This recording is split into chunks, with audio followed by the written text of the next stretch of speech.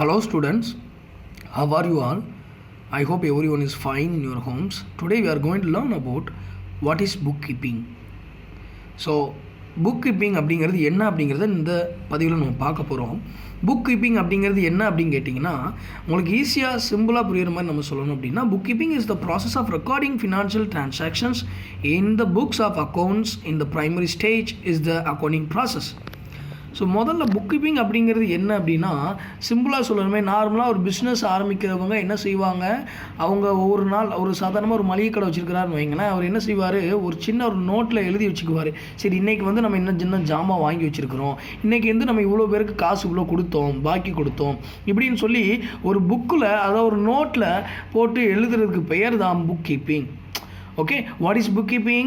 If you are keeping your records of your financial transactions in the book.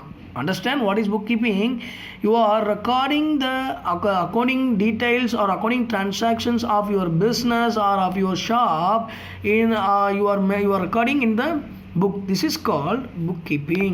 So ஏன் நம்ம bookkeeping பண்ணுறோம் இப்போது? while if you are not doing the bookkeeping of your business regularly, definitely you will get confusions how this money will come or why we have to pay the debts to the creditors, why we have to pay all the things, the confusion will come.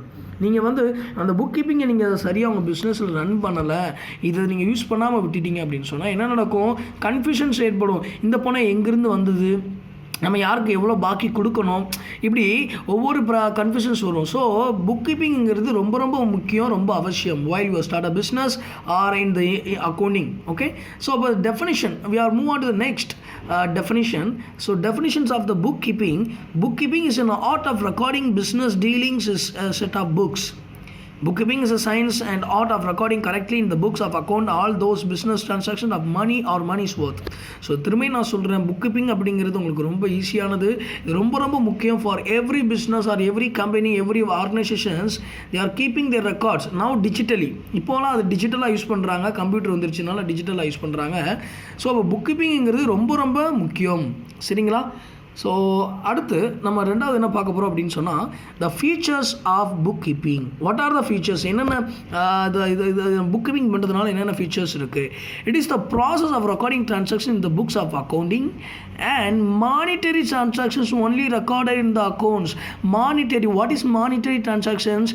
Monetary transactions, which means cash or bills receivable or bills payable transactions only.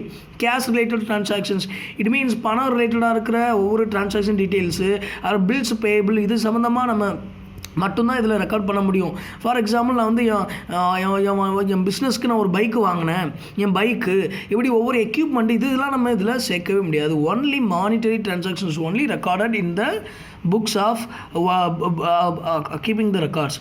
Okay, bookkeeping is the primary stage of accounting process. Primary stage, it means it is the base. Okay, இதுதான் அடித்தளம். ஓகேவா? and bookkeeping is include journalizing and ledger posting. Journalizing உங்களுக்கு தெரிஞ்சிருக்கும், journal entries, so and ledger posting. இந்த bookkeeping எனக்கு இது bookkeeping நம்ம include பண்ணுறது என்னது, journalizing. எப்படி எது டெபிட்ஸ் எது கிரெடிட்ஸ், எந்தெந்த அசட்ஸ் வந்து எது அசட்ஸ்லாம் எங்கள் பக்கம் வரும், லைபிலிட்டிஸ்லாம் எந்த பக்கம் வரும், எவ்வளோ ப்ராஃபிட்ஸ் இருக்குது, இது எல்லாம் நம்ம கரெக்டாக கால்குலேட் பண்ணி போஸ்டிங் பண்ணுவது, இது எல்லாமே இன்க்ளூட் ஆகுது. இதில் புக் கீப்பிங் இன்க்ளூட் ஆகுது. And next objectives of book keeping to have complete permanent record of all business transactions in chronological order and under appropriate headings. What is chronological order? எந்த ஆர்டரில் இது வந்து இது பண்ணலாம், நம்ம பிஸ்னஸ் இது பண்ணலாம் அப்படின்னு சொன்னால் chronological ஆர்டர்னால் இப்படி தான், டேட்டு, டிஸ்கிரிப்ஷனு, அப்புறம் டெபிட்டா அது கிரெடிட்டா.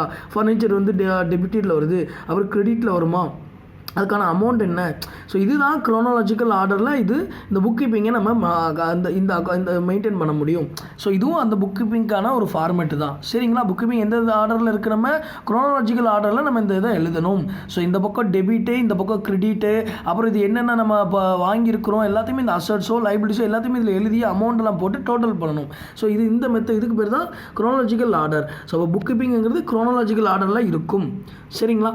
Next to facilitate at ascertainment profit and loss. சரிங்களா? அது அப்புறம் நம்ம எதுக்கு இந்த புக் கீப்பிங் பண்ணுறதுனால we can identify the business get profit or loss. The facilitates assessment of financial position. அதோட பொசிஷன் எப்படி இருக்குது, அதோட growth, the financially how the business was growth or it going down fall down அப்படிங்கிறது financial positions check பண்ணதுக்கு உதவி செய்யுது. and to know the progress of the business, to find out the tax liabilities. அதாவது ஒவ்வொரு பிஸ்னஸும் நம்ம கண்டிப்பாக நம்ம government ஒர்க்கர்ஸ்னால எல்லாரும் நம்ம வரி கட்டணும், right? we have to pay tax for governments, right? So அப்போ ஒவ்வொரு இது வந்து இந்த we are keeping the book keeping நம்ம பண்ணுறதுனால என்ன நடக்குது அப்படின்னு சொன்னால் ஒவ்வொரு அசட்ஸ்க்கும் லைபிலிட்டிஸ்க்கும் நம்ம எவ்வளோக்கு எவ்வளோ பணம் கட்டணும் as a tax to government, இது எல்லாமே இது மென்ஷன் பண்ண உதவி செய்யுது. To fulfil the legal requirements. Legal ரெக்யர்மெண்ட்ஸ்னால் என்னது? கவர்மெண்ட்டால் சில ரெக்யர்மெண்ட்ஸ் கொடுத்துருப்பாங்க, ரூல்ஸ் அண்ட் ரெகுலேஷன்ஸ் எல்லாம் கொடுத்துருப்பாங்க. while we keeping the book keeping இது ரொம்ப யூஸ்ஃபுல்லாக இருக்கும். சரிங்களா? Advantages of book keeping. So என்னென்ன அட்வான்டேஜஸ் இருக்குது? First, record systematic in chronological order book. So இது நமக்கு க்ரோனாலஜிக்கல் ஆர்டரில் புக் கீப் பண்ணுறதுனால நமக்கு ரொம்ப ஈஸியாக அண்டர்ஸ்டாண்டிங் பண்ணிக்கலாம். Book keeping is useful to get financial information அப்படிங்கிறது புக் கீப்பிங் நீங்கள் ரெகுலராக பண்ணுறதுனால, ரொட்டீனாக நடக்கிறதுனால உங்கள் கடையோட பிஸ்னஸ் எப்படி போயிட்டுருக்கு அல்லது உங்கள் கம்பெனியோட பிஸ்னஸ் எப்படி இருக்குது அப்படின்னு சொல்லி நீங்கள் you can know about your business or know about your firm. Okay, இது ஃபினான்ஷியல் நம்ம நிறைய இன்ஃபர்மேஷன்ஸ் கெயின் பண்ணிக்கலாம். It helps to have control over various business activities. இது எல்லா தரப்பட்ட பிஸ்னஸ் ஆக்டிவிட்டீஸும் இது கண்ட்ரோல் பண்ணுறதுக்கு உதவி செய்யுது. So records provided by business serves, legal evidence, லீகலாக நமக்கு தெரியும் உங்களுக்கு. Comparison of financial information over by the years is possible. Also comparison, we can compare our business strategies, our business profit and loss, compare them previous year how much or this year how much we can gain. Everything we can compare through the while we are bookkeeping. Bookkeeping is the useful to find out the tax liability. அது முன்னாடி நம்ம சொல்லிட்டோம், நம்ம tax pay பண்ணுறதுக்கு ரொம்ப யூஸ்ஃபுல்லாக இருக்குது. And limitations of புக்கீப்பிங், அதாவது எல்லாவற்றுக்குமே ஒரு லிமிட்டேஷன்ஸ் உண்டு. Every accounts there is a limitations for keeping every accounting transactions. Okay, first only monetary. ஏற்கனவே சொல்லிட்டேன், monetary transactions only recorded in the books of accounts. Effects of price level changes are not consider. அப்படின்னா ஒவ்வொரு ப்ராடக்ட்டுக்குமே சில நேரம் price change ஆகும், differ ஆகும். இன்றைக்கி ஒரு ப்ரைஸ் இருக்கும், நாளைக்கு ஒரு ப்ரைஸ் இருக்கும்.